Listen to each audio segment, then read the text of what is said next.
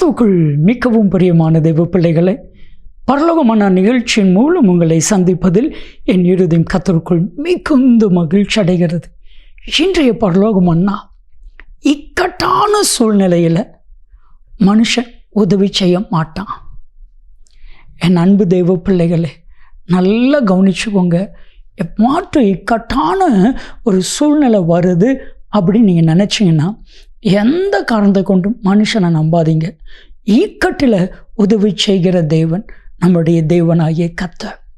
சங்கீதம் 60:11, சங்கீதம் 108:12, இந்த 2 வசனத்தையும் வாசித்து பாருங்க. இக்கட்டிலை கர்த்தர் உதவி செய்வா, மனுஷனுடைய உதவி விருதா. மனுஷனுடைய உதவி விருதா. எப்போ நம்ம ஜெயிக்க முடியும் தெரியுமா?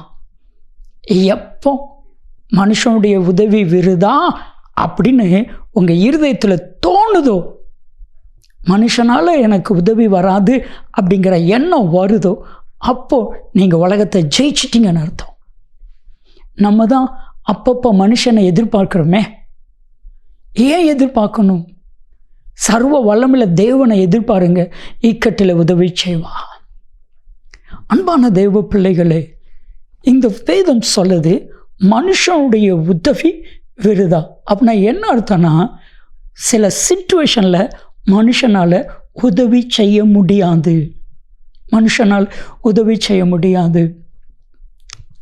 ஒரு நாள் ஒரு மீட்டிங்கில் இப்படி கேட்டேன், உங்களுக்கு 50 ரூபா உங்களுக்கு தேவை. எய்த்தாப்பில் உங்கள் மாமா வீடு, சைடில் உங்கள் சித்து வீடு, இந்த சைடில் உங்கள் அத்தை வீடு, நீங்கள் கவலைப்படுவீங்களான்னு கேட்டேன். எல்லா மக்களும் இல்லை கவலைப்பட மாட்டோம். ஏன்னு கேட்டேன்.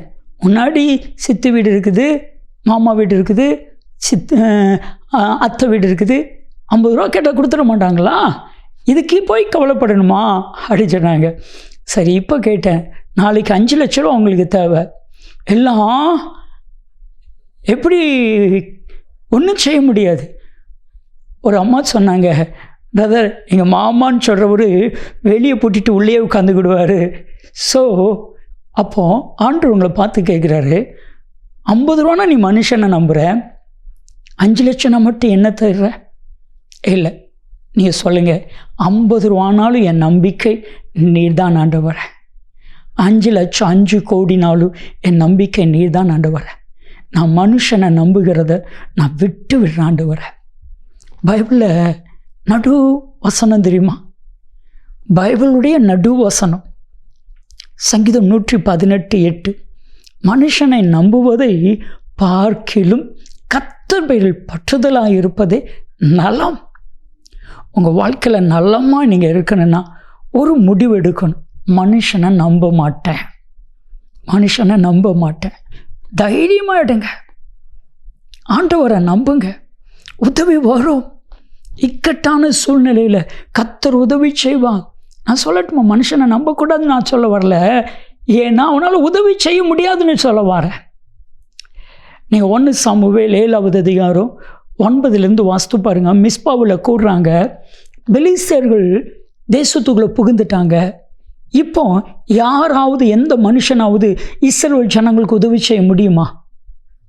முடியாது. இப்போ சாமுவேல்கிட்ட சொல்கிறாங்க, எங்களுக்காக ஓயாமல் ஜெபம் பண்ணுங்க. ஆண்டவர்கிட்ட சாமுவேல் தீர்க்கதரிசி ஜெபிக்கிறாரு. இடி முழக்கங்கள், மின்னல்கள் விழுந்துச்சு, அடிச்சு கர்த்தர் முழக்கினார். எல்லாரும் பயந்து ஓடி விழுந்தாங்க. அந்த இடத்துக்கு தான் எபனேசர். 1 சாமுவேல் 7:12, மிஸ்பாவுக்கும் சேனுக்கும் நடுவாய் ஒரு கல்லை நிறுத்தி இம்மட்டும் கர்த்தர் உதவி செய்தார் என்று அந்த இடத்திற்கு எபனேசர் என்று பெயரிட்டான். உங்கள் வாழ்க்கையில் எபனேசர் இருக்கிறாருங்க. ஏன் மனுஷனை நம்பணும்? ஏன் மனுஷனை தேடணும்? ஏன் மனுஷனை நோக்கி பார்க்கணும்? சொல்லுங்க. நான் மனுஷனை தேட மாட்டேன், மனுஷனை நோக்கி பார்க்க மாட்டேன், மனுஷனை எதிர்பார்க்க மாட்டேன். என் தேவனை பார்ப்பேன், என் தேவன்கிட்ட எதிர்பார்ப்பேன், என் தேவன்கிட்ட மாத்திரம் எதிர்பார்ப்பேன். உதவி செய்வா. ஜெபிக்கலாமா? அன்பின் தகப்பனே, யார் யாரெல்லாம் தீர்மானத்தோடு ஜெபிக்கிறார்களோ அத்தனை பேருக்கு இக்கட்டான சூழ்நிலையில் கர்த்தர் உதவி செய்யும். மனுஷனுடைய உதவி விருதான். இயேசு கிறிஸ்துவின் நாமத்தில் ஜெபிக்கிறோம் ஜீவன்ல பிதாவே. ஆமென், ஆமென். மனுஷனுடைய உதவி விருதா? நன்மையும் கிருபையும் ஆசீர்வாதங்களும் நிச்சயமாக உங்களை தொடரும்.